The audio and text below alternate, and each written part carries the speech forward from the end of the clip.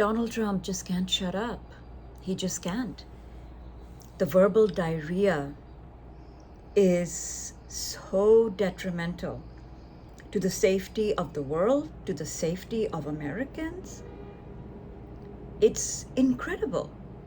Okay, when warring parties are negotiating peace deals or ceasefires, there's usually all kinds of diplomatic jiu-jitsu happening and leverage building and messaging, while back channel things are a lot more friendly and a lot more positive. But not here. Diplomacy has been completely hollowed out in America. The State Department has been hollowed out. Seasoned diplomats have been thrown into the trash, sidelined, removed, threatened, bullied. You have two conflicted real estate dudes with all sorts of conflicts of interest, Kushner and Witkoff, and you have J.D. Vance, who has nothing but negativity flowing out of him and has no experience in high-stakes diplomacy. And then you have their boss, who can't stop vitiating the environment.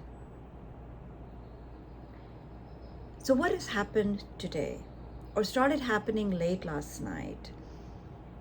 The Iranians started to get really upset. Trump kept on saying contradictory things last night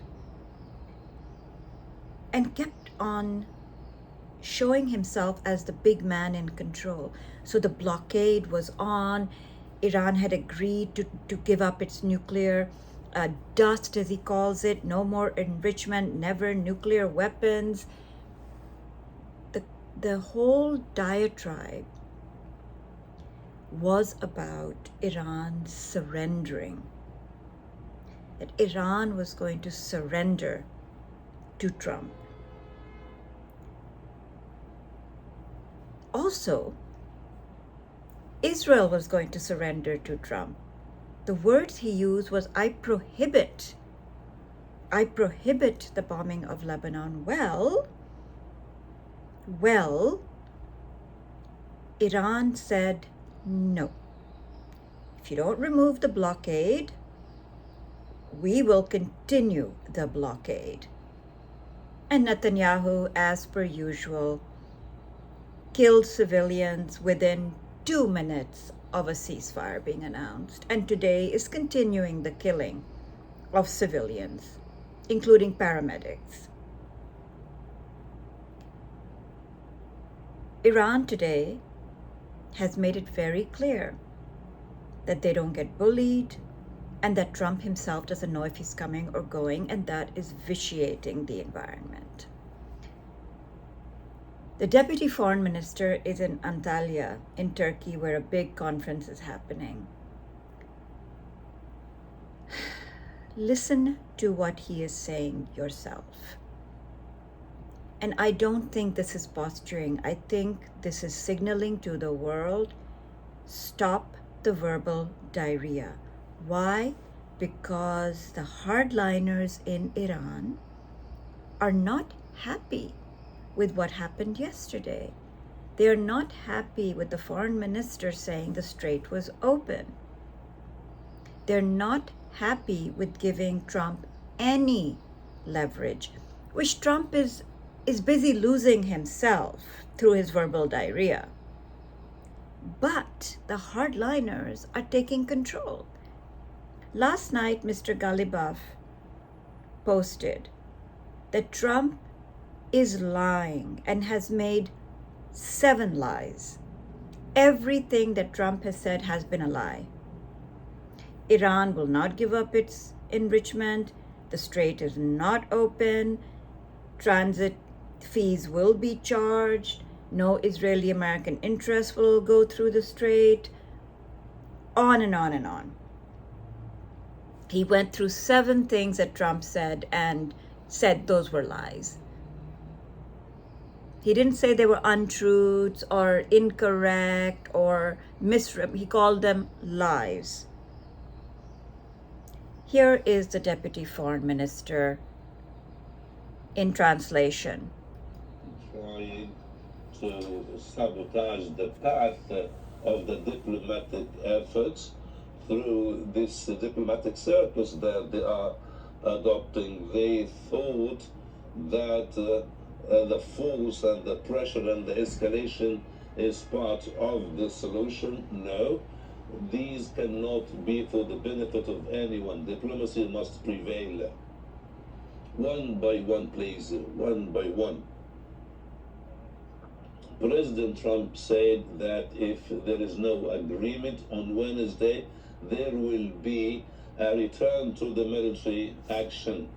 Then let's President Trump talk. He talks too much. He said contradictory things within the same statement. This cannot be prevented. I don't know what exactly he meant. The American people must decide about him if his statements are lying, and if they are going with international law, then we will continue our defense with all heroism, with all nationalism and patriotism. We will defend Iran, the oldest civilization on the planet. We will fight till the last Iranian soldier. War cannot lead to any positive solution. The Americans must understand and must learn the lesson. The era of colonialism must come to an end. They cannot dictate the orders on the other nations.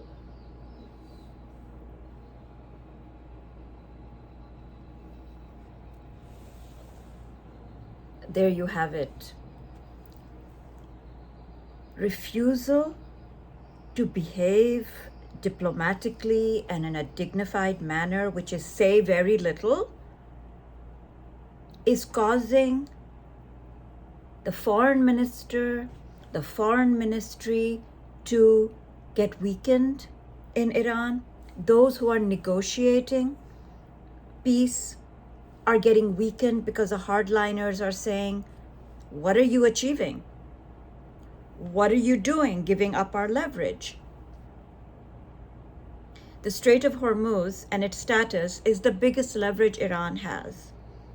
But in the US, you have Donald Trump, who can't stop spewing contradictory crap. You have Hegseth, who continues to threaten Iran's civilian infrastructure and talk about, Jesus Christ and the Crusades. You have, the US Navy that's making announcements that are threatening and absolutely ridiculous, and talking about how they've stopped 23 ships and so on. Iran saying, well, we've stopped 22. You want one-upmanship? We can give it to you in the form of blocking ships. The UK is saying that one of their cargo tankers was attacked today.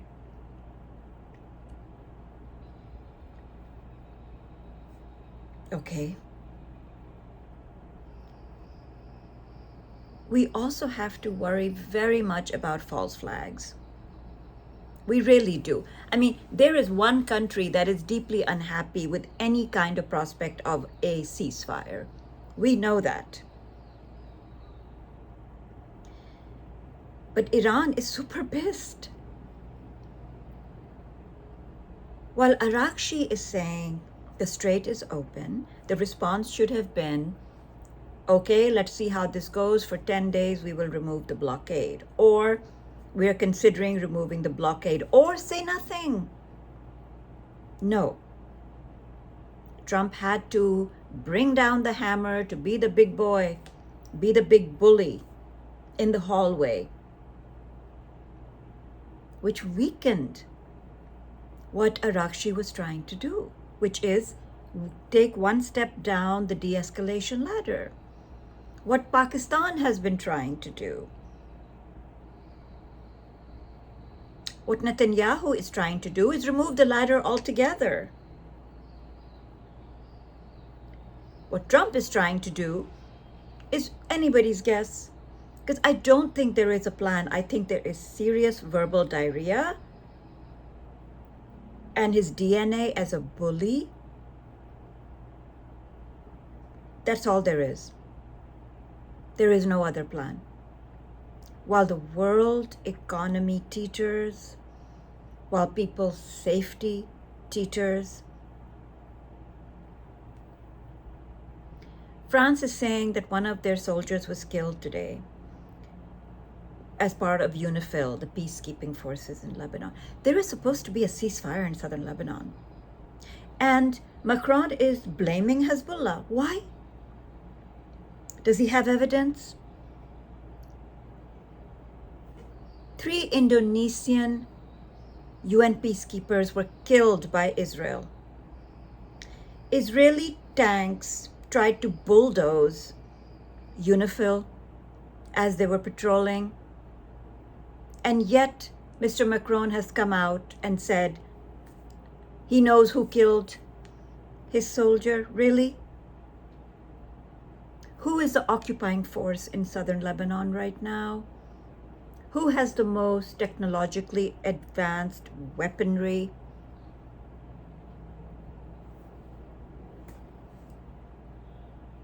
Again, Europe. What the F are you doing? So right now, this is what is going on. I am sure behind the scenes is a lot more diplomatic effort underway, but this is what's going on that we can see. Trump is saying he doesn't know if he's going to send Vance. Good. Maybe he'll send somebody who has some diplomatic negotiation experience. Maybe we can only pray that somebody from the previous negotiations will be recalled. But I don't know. Because what is clear is the 2 real estate bros who've blown this up twice already are going to be negotiating. It's just stunning and staggering how far US credibility and stature is falling every single day.